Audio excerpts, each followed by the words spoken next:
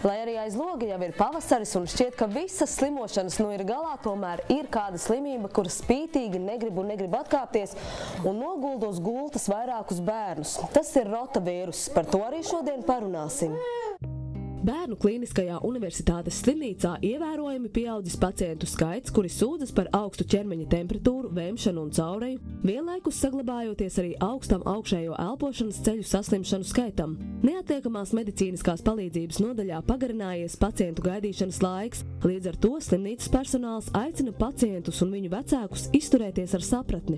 Ja salīdzinām pagājušā gada pirmajos 2 mēnešos ar rotavīrusu saslimušo bērnu skaitu ar šī gada pirmajiem mēnešiem, tad šobrīd saslimušo skaits pārsniedz 300%, kas kritiski iezīmē situācijas nopietnību. Rotavīrus mums visiem zinām zarnu infekcijas slimība, ko izsauc vīruss, ir viena no biežākām zarnu vīrusu dabas infekcijām bērniem, vispār viena no biežākajām zarnu infekcijām bērniem. Un ir zināms, ka vairāk kā pusē, precīzāk virs 75% pacientu šī infekcija norit vidēji smagi vai smagi. Tātad viņi prasa ārstēšanu stacionārā. Un tie ir pilieni, tie ir dūrieni, tās ir analīzes un tā ir gulēšana slimnīcā. Ar rotavīrusu visbiežāk mēs un bērni slimojam, ja nav ievērotas higienas normas, taču neviens nevar būt pasargāts, jo pat rūpīgi mazgājot rokas ir iespēja saslimt. Turklāt mēs tiekamies ar cilvēkiem ejot pastaigās uz veikalu pēc pārtikas, un vīrusi var mūs pārsteigt jebkur. Atsevišķos gadījumus rotavīrus var izplatīties arī kā gaisa pilīno infekcijas slimība, ir vēmšanā, un pēc tam cilvēks runa, tur tie vīrusi paliek, un ar sekalam runājot, pēc tam arī kā gaisa pilīno infekcija arī var izplatīties. Rotavīrus izpaužās tā, ka bērns ļoti strauji kļūst vārgs, bez spēka, ir caureja, vēmšana, temperatūra, viss vienā stundā var teikt. Tad ļoti strauji sākums. Dažreiz vecāki var pateikt, pat cikos sākās šie simptomi. Dažreiz ir tā, ka caureja nav tas vadošais, bet ir tieši šis savārgums. Te spēks vairs nevar paiet. Vēmšana var būt, jā, un augsta temperatūra var būt visi 3 simptomi kopā, var būt kāds simptoms vairāk izteikts vai mazāk, bet rotavīrusam tieši ir šis akcents, kad vīrus ļoti strauji vairojas organismā un dod tieši šo bezspēku. Pētījumi rāda, ka vecumā līdz 5 gadiem 40% bērnu ar rotavīrusu saslimst pat 5 reizes pēc kārtas. Turklāt būtiski ir zināt, ka pirmā saslimšanas reize parasti ir vissmagākā.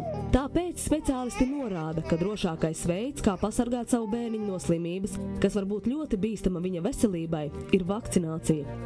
Es savu Ričardiņu dēliņu vēl neesmu vakcinējies pret rotavīrusu, bet plānoju viņu vakcinēt, jo man meitas abas divas ļoti smagi izslimoja šo vīrusu. Man māsai dēliņš tikpat tādā pašā vecumā, un viņš jau arī ir jau slimojis ar rotavīrusu. 3 bērnu māmiņa Ramona joprojām nav aizmirsusi laiku, kad ar rotavīrusu slimojušas abas vecākās meitas. Šādus notikumus viņu ģimene vairs nevēlas piedzīvot. Ielika mūsu slimnīcā ar plaušu karstumu, un tur slimnīcā uz vietas mūsu palātā bija bērniņš ar rotavīrusu, un, protams, pārgāja uz manējo meitu. Bija ļoti briesmīgi, vēma, ik pa 5 minūtēm, man šķiet, un šķidrs vēders. Un tā, ka mēs cik 4 dienas cīnījāmies, viņai pat asins izplūdumus sejas bija no vēmšanas, tā, kad pilnīgi. Un otra meita, cik viņai bija 2 gadi.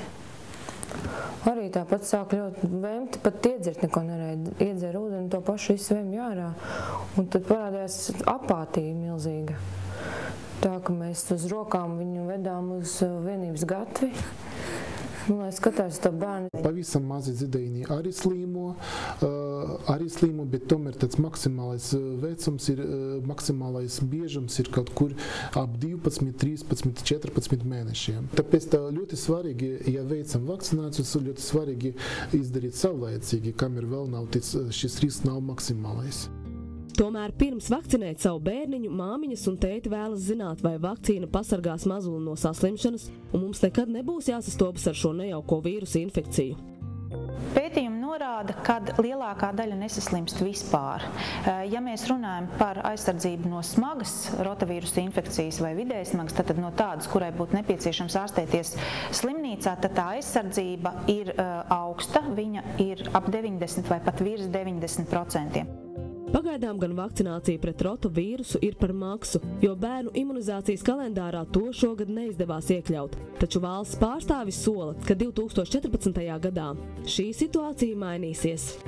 14. gadā šobrīd tas ir ierakstīts arī vakcinācijas jaunajos noteikumos, tiks uzsākt šī rotavīrusa vakcinācija. Jau iepirksim vakcīnas pa valsts naudu un vecāki varēs saņemt šo vakcīnu bez maksas. Visas dzīves likstas šķiet atrisināmas, ja mūsu mazie ķipari ir veseli un mums nav naktis jāpavada pie sava mazuļa gultiņas, cerot, ka bērniņam kļūs labāk. Taču dar ielāgot, kā rīkoties situācijā, ja bērniņš ir saslimis ar rotavīrusu. Ja ir krīze, tad ja ir ārkārtīgi slikts stāvoklis, tur vairs nav ko gaidīt dažas stundas. Jūs jau redzat, ka jūs esat mēģinājuši stundām, mēģinājuši dzirdināt, nekas neveicās. Ja? Iespējams ir, kad varbūt ir tā, ka arī temperatūras dēļ, piemēram, bērniņš nevar padzert. Mums ir jāmēģina samazināt šo temperatūru ar atvēsinošiem līdzekļiem. Tad vai nu vēsinam, liekam uz galviņas, uz tām ķermeņa daļām, kur tuvāk ir vēnes, vēsus apliekamos plaustiņās, vēsus apliekamos, mēģinām samazināt temperatūru. Jo, ja bērnam ir vemšana, mēs nevaram iedot sīrupiņu, ja viņam caurē mēs nevaram ielikt svecīti, mēs varam tikai viņu vēsināt. Ja viņam ir temperatūra, viņš nedzers. Mums neizdodas neko izdarīt, ja, un tad ir jābrauc uz slimnīcu. Pirmais, ko viņi darīs, ja uzņemšanas nodaļā liks sistēmu, tad pēc iespējas ātrāk vadīs šo šķidrumu, ko mēs nevaram bērnam paspēt izcirtināt, ātrāk atjauno šo šķidrumu līmeni organismā.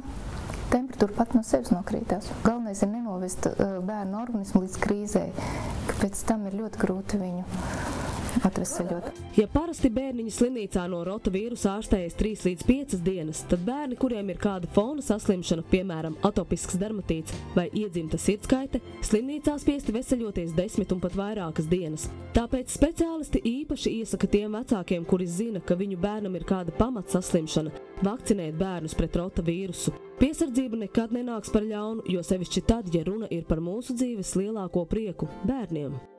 Šogad rotavīruss patiešām ir negants, un tādēļ mēs Māmiņu klubs aicinām rūpīgi sekot līdz mūsu bērnu veselībai un saslimšanas gadījumā meklēt ārsta palīdzību nekavējoties.